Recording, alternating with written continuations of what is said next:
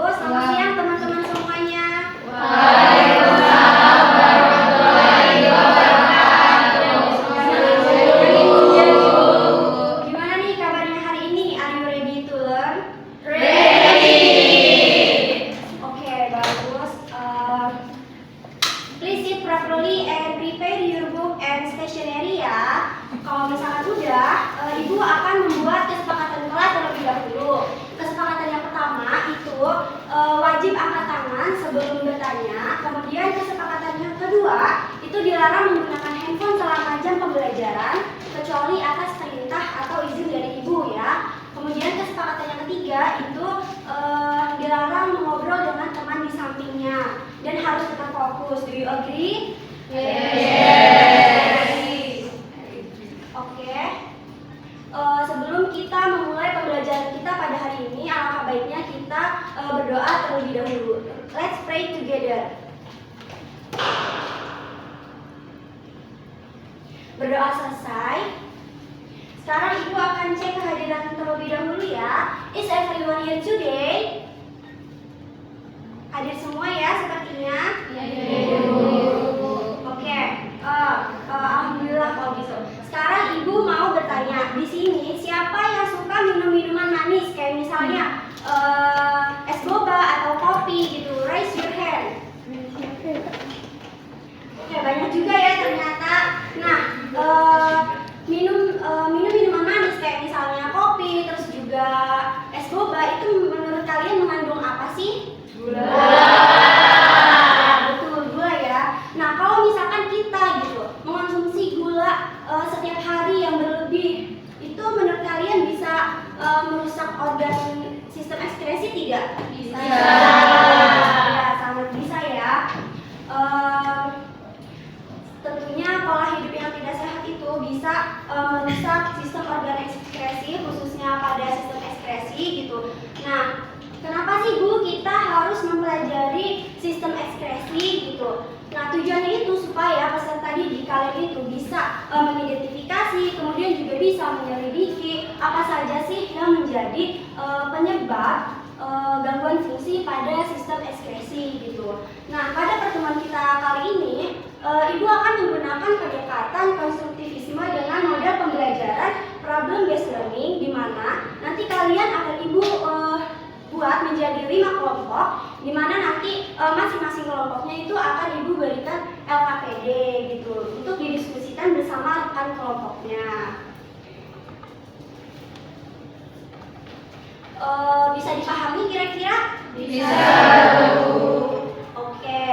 Nah, manfaat kita mempelajari sistem ekskresi itu supaya kita sebagai generasi muda gitu, generasi penerus bangsa itu lebih peduli gitu dengan kesehatan diri kita sendiri dengan menerapkan pola hidup sehat sehari-hari agar terhindar dari yang namanya gangguan fungsi pada sistem ekskresi gitu ya.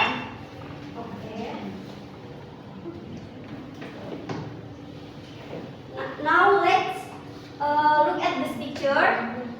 Udah kelihatan kan ya?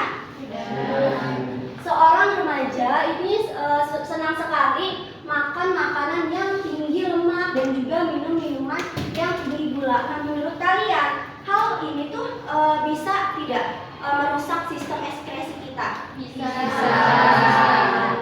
Ya, sangat bisa ya. Karena sistem ekskresi manusia itu ini terdiri dari 4 organ, itu ada ginjal, kemudian juga ada hati, ada paru-paru dan juga kulit. Nah, di mana keempat organ ini itu bisa saja mengalami yang namanya gangguan. Nah, contoh gangguan yang pertama itu ada batu ginjal atau nefrolitiasis. Nah, nefrolitiasis ini merupakan endapan keras dari mineral dan juga garam gitu. Yang terbentuk di dalam ginjal akibat urin yang terlalu pekat. Nah, penyebabnya itu bisa karena kurang minum air putih dan juga pola makannya itu tinggi oksalat dan protein. Kemudian kedua itu ada hati. Biasanya organ hati ini mengalami gangguan yang namanya tuh penyakit kuning. Nah, biasanya terjadi akibat kegagalan sistem ekskresi hati dalam membuang bilirubinnya. Nah, umumnya itu dipicu oleh hepatitis, sirosis hati, kemudian juga obat empedu atau infeksi gitu ya. Nah, bisa aja penyebabnya tuh karena efek samping obat tertentu yang bisa membebani kerja hati. Intan, tolong jangan main handphone ya. Handphonenya ditaruh terlebih dahulu. Karena kan tadi sudah kita sepakati di awal bahwasannya tidak boleh menggunakan handphone ketika pembelajaran kecuali atas perintah atau izin dari ibu. Maaf Ibu. Ya, tidak apa-apa. Selanjutnya itu ada organ paru-paru. Paru-paru ini biasanya terjadi gangguan pneumonia atau paru-paru basah. Nah, itu biasanya terjadi infeksi peradangan pada kantung udara atau alveolinya gitu.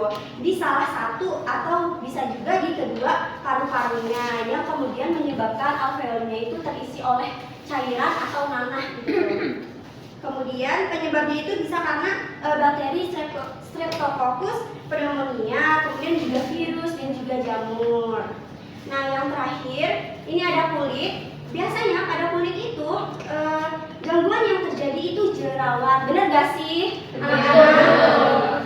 Oke, jerawat ini biasanya tuh terjadi ketika pori-pori kita itu tersumbat oleh yang namanya minyak gitu, sel kulit mati atau bahkan bakteri yang kemudian menyebabkan peradangan pada muka kita gitu ya. Nah, penyebabnya itu bisa karena produksi minyak yang berlebih di muka kita, kemudian juga perubahan hormon, stres, dan juga bakteri P. agnes. Nah, faktor lainnya itu karena tinggi gula dan juga riasannya tuh berminyak gitu ya, tidak pernah dihapus gitu.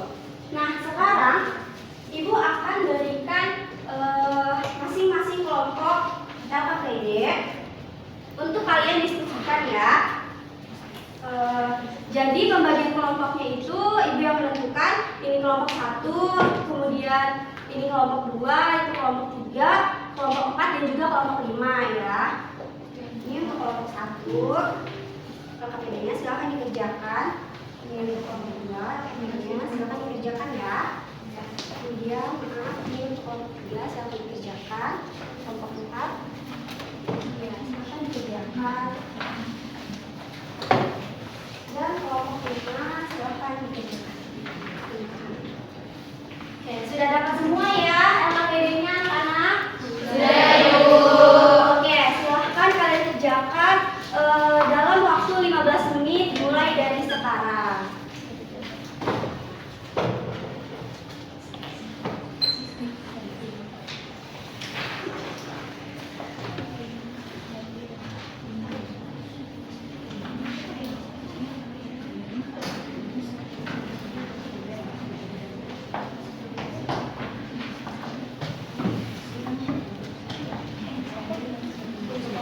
Apakah ada yang ingin ditanyakan atau ada pertanyaan yang jelas?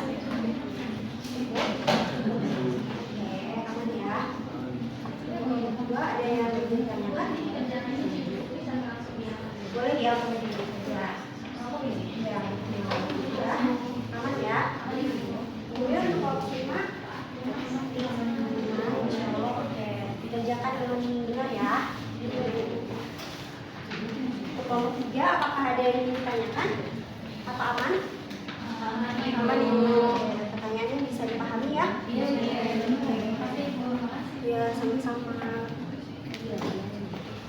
Untuk kelompok 5, maaf. Untuk kelompok 4, apakah bisa dipahami pertanyaannya? Bisa, Ibu. Ya, aman ya. Oke.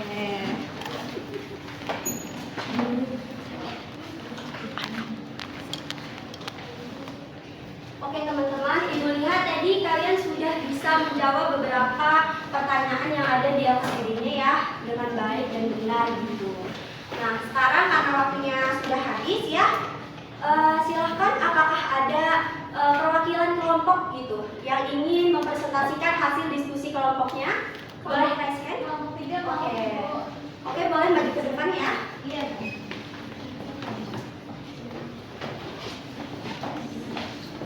Oke, silakan pada kelompok 3. Langsung saja ya Bu. Ya. Oke, jadi teman-teman, kami dari kelompok perwakilan dari kelompok 3 akan mempresentasikan hasil diskusi kami. Saya akan menjawab pertanyaan nomor 1. Jadi, konsumsi gula berlebih itu akan menyebabkan peningkatan kadar gula darah yang berdampak itu pada kerja ginjal. Jadi ginjalnya itu kerja lebih keras gitu. Terus abis itu glomerululusnya itu akan mengalami tekanan tinggi, jadi dapat merusak dan tidak mampu menyaring dengan baik. Terus yang kedua itu ada hiperfiltrasi yang terjadi karena ginjal itu dipaksa kerja lebih keras, jadi tingginya gula darah. Terus kalau berlangsung lama kondisinya itu akan merusak nefron dan menurunkan fungsi ginjal. Nah yang ketiga itu diabetes itu bahkan akan menyebabkan kerusakan pada pembuluh darah kecil di ginjal, jadi bakal mengganggu proses filtrasi itu. Jadi diabetes ini sering menjadi penyebab utama penyakit ginjal kronis. Oke, selanjutnya kerusakan ginjal itu berlangsung secara perlahan tanpa ada gejala yang jelas di awal gitu, sehingga banyak penderita itu tidak menyadari kondisinya gitu, sehingga yang nomor 5 ini perlu yang namanya pemeriksaan rutin gitu, seperti tes darah dan juga urin gitu. Jadi dapat disimpulkan bahwasanya lonjakan gula darah yang terjadi secara berulang ini akibat konsumsi minuman manis dapat menyebabkan kerusakan ginjal secara bertahap tanpa adanya gejala awal, sehingga kita penting untuk menjaga konsumsi dan juga pemeriksaan berkala. Sudah Ibu. Oke, terima kasih kepada kelompok 3, maaf. Beri aplaus dong. Oke, very good ya kelompok 3 ya. Jadi pola hidup sehat itu, pola hidup tidak sehat itu bisa menyebabkan yang namanya gangguan fungsi pada sistem ekskresi ya teman-teman. Now reflect together. Apa aja yang udah kita pelajari pada hari ini?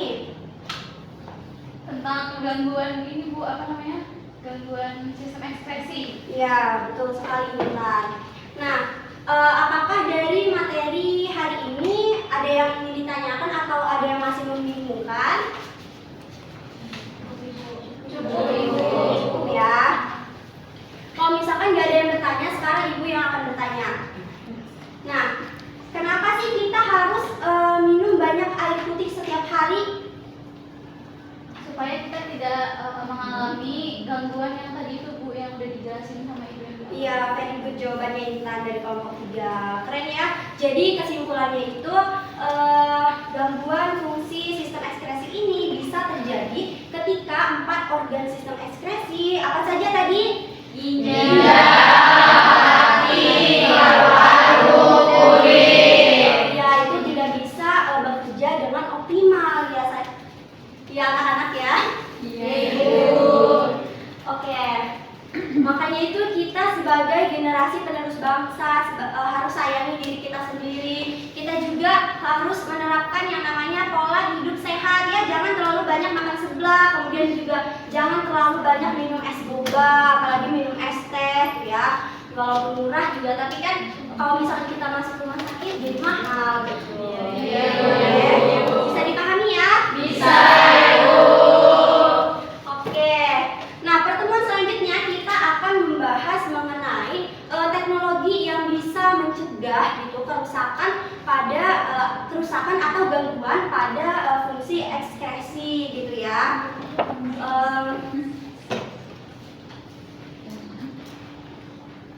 Ibu tutup pertemuan kita pada hari ini.